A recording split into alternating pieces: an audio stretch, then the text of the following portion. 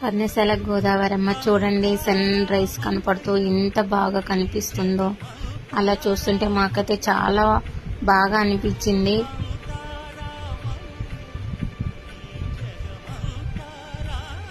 ఇక్కడ సీతమ్మ వారి చీర గుర్తులు, రాముల వారి పంచ కనిపిస్తుంది.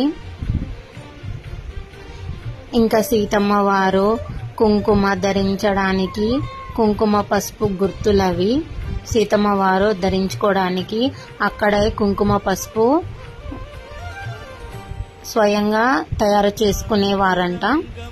అలాగే కొంచెం ముందుకి ఈ కర్రల మీదుగా వెళ్తే మనకు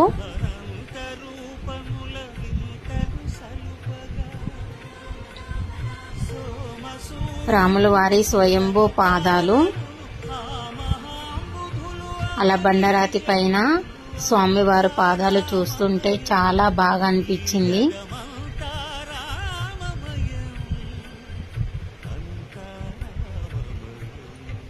మీరు కూడా దర్శించుకోండి స్వామివారి పాదాలని. మాకైతే చాలా హ్యాపీగా అనిపించింది.